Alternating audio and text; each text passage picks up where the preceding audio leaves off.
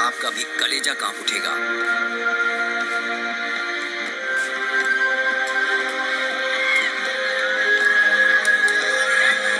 उन्मादी भीड़ के हाथ में लाठी डंडे हैं और सैकड़ों की ये भीड़ बस निहत्थे बुजुर्ग साधुओं को मारने पर उतारू है।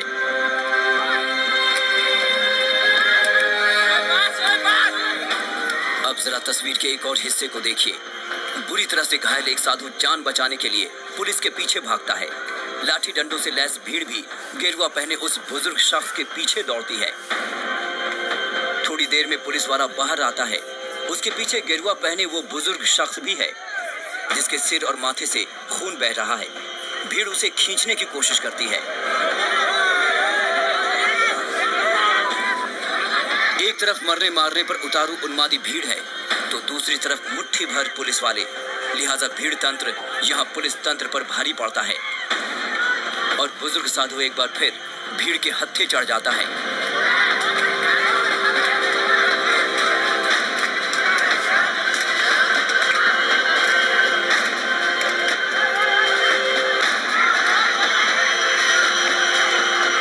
ये तस्वीर महाराष्ट्र की पुलिस पर भी सवाल खड़े करती है। तस्वीर को फ्रेम दर फ्रेम देखने पर साफ हो जाता है कि पुलिस वाला घायल साधु को भीड़ की तरफ ढकेलकर खुद बचने की कोशिश करता है। इसके बाद पुलिस के सामने ही भीड़ लाठी डंडों से पीट पीट कर साधु की हत्या कर देती है। इस वारदात में 2 साधु और उनके ड्राइवर की भीड़ हत्या कर देती है। लकड़ी थी के हाथ में कुछ बाकी के वेपन नहीं, वो गांव में जो ये रहता है वो सब उनके हाथ में थे और पत्थर भी उनके पास थे। तो कुल्हाड़ी थी या जो काटने वाले पेड़ काटने वाले पत्थर जो है वो भी उनके हाथ में थे। जो जिस तरीके से वो अटैक हुआ है, पुलिस वहाँ जब पता चला तो इमीडिएटली पुलिस वहाँ पहुंच गई थी। लेकिन पुलिस के गाड़ी में डालने के बाद भी वो लोगों ने फिर जोर से अटैक किया, उसमें पुलिस भी जख्मी हो गए। जब हिंदुस्तान कोरोना के खिलाफ जंग लड़ रहा है और 3 मई तक देश में लॉकडाउन लागू है, वैसे में पालघर के गढ़चिन चले गांव में लाठी डंडों से लैस भीड़ सड़क पर कैसे आ गई, ये अपने आप में बड़ा सवाल है। भीड़ ने जिस निर्मम तरीके से निहत्थे गिरवाधारी बुजुर्गों और उनके साथ जा रहे ड्राइवर की हत्या की, वो पूरे देश को शर्मसार करने वाली है। भीड़ के हत्थे चढ़े साधु मुंबई के जोगेश्वरी पूर्व स्थित हनुमान मंदिर के हैं। दरअसल ये साधु मुंबई से सूरत अपने गुरु के अंतिम संस्कार में जा रहे थे, लेकिन लॉकडाउन के चलते पुलिस ने इन्हें हाईवे पर जाने से रोक दिया। फिर इको कार में सवार साधु ग्रामीण इलाके की तरफ मुड़ गए, जहां मॉब लिंचिंग के शिकार हो गए। पालघर में पुलिस की गाड़ी पर भी हमला हुआ, उसे भीड़ ने पलट दिया और जमकर तोड़फोड़ की। 3 लोगों की मॉब लिंचिंग में पुलिस ने 101 लोगों को हिरासत में लिया है। मामले की जांच जारी है। साहिल जोशी, मुंबई, आज तक। तो साधुओं की हत्या पर सियासत गर्मा चुकी है। बीजेपी ने उद्धव सरकार पर सवाल उठाया कि महाराष्ट्र में ये हो क्या रहा है। वहीं उद्धव ने कहा है कि आरोपी पकड़ लिए गए हैं और कड़ी से कड़ी सजा उन्हें दिलाई जाएगी। पालघर में साधुओं की हत्या से भूचाल आ गया है। बीजेपी नेता और पूर्व मुख्यमंत्री देवेंद्र फडणवीस ने महाराष्ट्र की कानून व्यवस्था पर सवाल उठाए हैं। उन्होंने पालघर हत्याकांड की उच्च स्तरीय जांच की मांग की है। इस प्रकार से पुलिस ने इसमें रोल किया है, क्या पुलिस पर कोई दबाव है कि इस प्रकार से लोगों को एक्ट करने दिया जाए, इसका भी जवाब मिलना चाहिए। और इसलिए मुझे लगता है कि इसकी हाई लेवल इंक्वायरी करते हुए कड़ी से कड़ी कार्रवाई की जाए। बीजेपी प्रवक्ता संबित पात्रा ने इस घटना का वीडियो ट्वीट करके महाराष्ट्र सरकार और पुलिस पर सवाल खड़े किए हैं। महाराष्ट्र के पालघर का एक और वीडियो आया है। हृदय विदारक बेबस संत पुलिस के पीछे अपनी जान बचाने के लिए भाग रहा है और ऐसा साफ दिख रहा है कि पुलिस न केवल अपनी जिम्मेदारी से पीछे हट रही है, बल्कि ऐसा लगता है कि बेचारे संत को भीड़ में धकेला जा रहा है। ये महाराष्ट्र में क्या हो रहा है? पूर्वी दिल्ली से बीजेपी सांसद और पूर्व क्रिकेटर गौतम गंभीर ने भी इस घटना को शर्मनाक बताते हुए कानून व्यवस्था पर सवाल उठाया है। इंसान के भेष में जानवरों ने इस अमानवीय, असम्य और निंदनीय काम को अंजाम दिया है। इन लोगों ने 3 लोगों की जान ली, यहाँ तक कि 70 साल के असहाय बुजुर्ग की बात भी नहीं सुनी। जो हुआ शर्मनाक था। पालघर हत्याकांड के बाद उद्धव सरकार दबाव में है। कैबिनेट मंत्री और शिवसेना नेता आदित्य ठाकरे ने ट्वीट कर भरोसा दिलाया है कि दोषियों के खिलाफ कड़ी कार्रवाई होगी, किसी को बख्शा नहीं जाएगा। सरकार भरोसा दिलाती है कि जो लोग इस जघन्य अपराध के दोषी हैं, उन पर कड़ी कार्रवाई की जाएगी। सारे आरोपियों को उसी दिन गिरफ्तार कर लिया गया था। महाराष्ट्र के सीएम दफ्तर ने भी सफाई देते हुए कहा कि पालघर की घटना पर कड़ी कार्रवाई की गई है। जिन्होंने 2 साधुओं और 1 ड्राइवर और पुलिस वालों पर हमला किया है, उन्हें तुरंत गिरफ्तार कर लिया गया है। इस अपराध और शर्मनाक कृत्य में शामिल सभी अपराधियों को कठोर दंड दिया जाएगा। सरकार कितनी ही सफाई दे, लेकिन जिस तरह से पुलिस की मौजूदगी में भीड़ ने 3 लोगों को पीट कर मौत के घाट उतार दिया, उससे कानून व्यवस्था पर तो सवाल उठते ही हैं। साहिल जोशी, मुंबई, आज तक। और अब बात कोरोना से त्रस्त महाराष्ट्र की, जहां पहली बार एक दिन में सबसे ज्यादा 552 मामले सामने आए हैं। राज्य में कोरोना से पीड़ित मरीजों की संख्या 4000 को पार कर चुकी है। वहीं मुंबई में आंकड़ा 3000 के करीब पहुंच चुका है।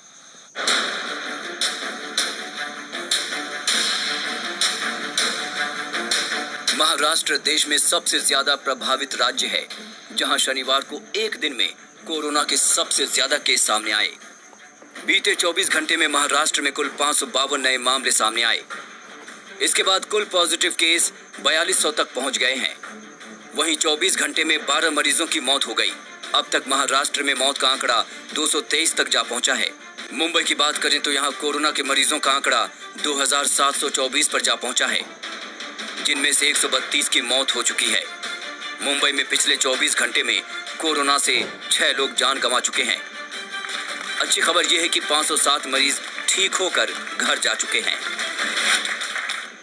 राज्य के स्वास्थ्य विभाग के अधिकारियों की माने तो ये इजाफा भारी संख्या में हो रही टेस्टिंग की वजह से हुआ है। इन सब के बीच मुंबई में बड़ी संख्या में डॉक्टर, नर्स और स्वास्थ्य कर्मी इस महामारी की चपेट में आ चुके हैं। डॉक्टरों के मुताबिक इसकी एक बड़ी वजह पीपीई किट की कमी थी, और फिर जब किट मिली तो उसे पहनने की ट्रेनिंग देने का भी वक्त नहीं था। में कौन सा केयर लेना चाहिए, ये उनके लिए ट्रेनिंग होना बहुत जरूरी है। अगर ये नहीं रहेगा तो थोड़ा बहुत कहा 19-20 भी हो गया तो उसकी वजह से ये इन्फेक्शन स्प्रेड होने का खतरा पैदा हो सकता है। और ये वजह हो सकता है ये इतने सारे हॉस्पिटल्स में स्टाफ, डॉक्टर स्प्रेड हुआ है और ये डॉक्टर थोड़ा बहुत हॉस्पिटल सील हुए हैं। हॉस्पिटल के संक्रमित स्टाफ की संख्या पर गौर करें तो मुंबई में वोकहार्ट अस्पताल के 52, जसलोक के 21, भाटिया के 35, ब्रिज कैंडी के 8, केईएम के 8, साइन के 18, सुश्रुत के 8, स्पंदन के 2 और बॉम्बे हॉस्पिटल के 6 स्टाफ शामिल हैं। इनमें से कई अस्पताल सील कर दिए गए हैं, जिससे समस्या और बढ़ गई है। इससे बात ये भी सामने आती है कि जब सबसे ज्यादा मरीजों को हॉस्पिटल बेड्स की जरूरत है, लेकिन क्योंकि इतने हॉस्पिटल इन्फेक्ट हो चुके हैं और उनके स्टाफ के हॉस्टल्स तक ये इन्फेक्शन पहुंच चुका है, मुंबई में अस्पतालों को अपने वापस ड्यूटी रिज्यूम करने पे दिक्कतों का सामना करना पड़ सकता है, क्योंकि जब तक कोविड-19 पूरी तरह से कंट्रोल में नहीं आएगा मेडिकल स्टाफ के, तब तक ये फैसिलिटीज शुरू नहीं हो पाएगी। क्योंकि मुंबई समेत महाराष्ट्र में कोरोना का संक्रमण अभी बढ़ रहा है, जिससे लगातार नए मरीज आ रहे हैं। ऐसे में सरकार से अपील की गई है कि वो स्टाफ को भले ही क्वारंटीन में भेज दे, लेकिन अस्पतालों को सील ना करे। मुंबई में मुस्तफा शेख के साथ आज तक ब्यूरो। दिल्ली में कोरोना पीड़ितों की तादाद 2000 के पार हो चुकी है। जहांगीरपुरी के बाद अब तो गलकाबाद एक्सटेंशन में लोग बड़ी तादाद में संक्रमित हुए हैं। यहां 39 लोग कोरोना पॉजिटिव पाए गए हैं।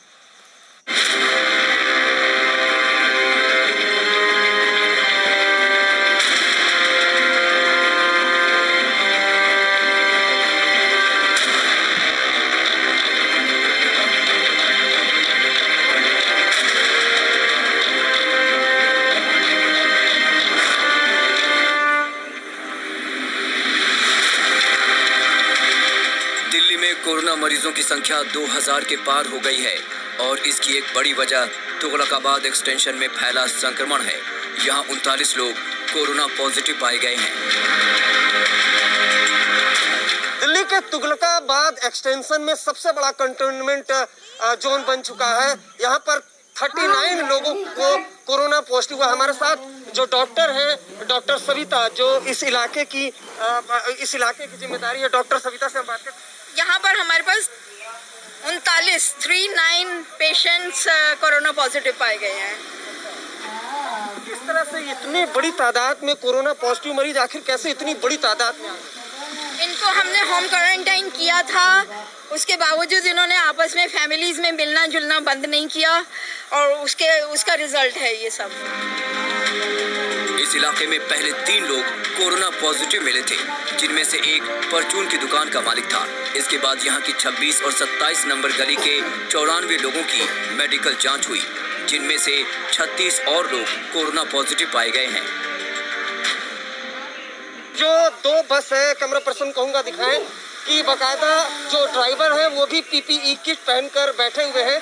ये दिल्ली पुलिस की 2 बसें हैं, जिनमें जो लोग हैं तुगलकाबाद एक्सटेंशन के, उनको बिठाकर इस बस में वो लोग हैं जो कोरोना पॉजिटिव पाए गए हैं। 39 लोग हैं, उन सभी को इस बस में बिठाकर अब क्वारंटाइन सेंटर की तरफ ले जाया जा रहा है।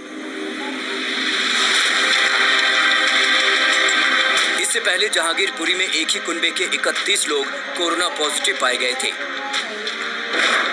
दिल्ली के ताजा हालात की बात करें तो दिल्ली में कोरोना मरीजों की संख्या 2003 हो गई है। दिल्ली में 24 घंटे में 110 से ज्यादा केस सामने आए हैं। दिल्ली में 45 लोगों की अब तक मौत हो चुकी है। दिल्ली सरकार ने दिल्ली के पूरे 11 जिलों को हॉटस्पॉट माना है। 11 जिले में 78 जगहों को हॉटस्पॉट मानकर सील कर दिया गया। कोरोना के तेजी से फैलते संक्रमण की वजह से ही दिल्ली सरकार ने फिलहाल लॉकडाउन में कोई ढील न देने का फैसला किया है। हमें लगता है अभी थोड़ा संयम बरतने की ज़रूरत है। हमने निर्णय लिया है अपने दिल्ली वासियों की ज़िंदगी का ख्याल रखते हुए, सबकी सेहत का ख्याल रखते हुए, कि फ़िलहाल लॉकडाउन की शर्तों में कोई ढिलाई नहीं दी जाएगी। 27 अप्रैल को केजरीवाल जानकारों के साथ बैठक के बाद रियायत पर फैसला करेंगे। दिल्ली में अरविंद ओझा के साथ आज तक ब्यूरो। और इसी के साथ हम यहाँ रुकेंगे एक छोटे से ब्रेक के लिए। आप बने रहे हमारे साथ, देखते रहें आज तक।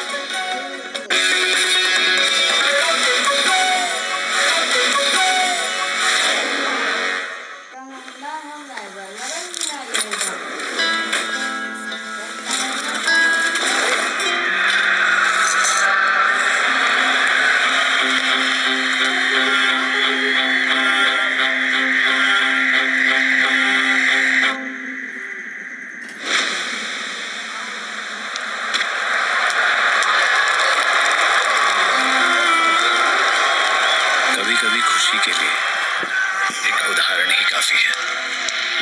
ई-मिक्स कैश।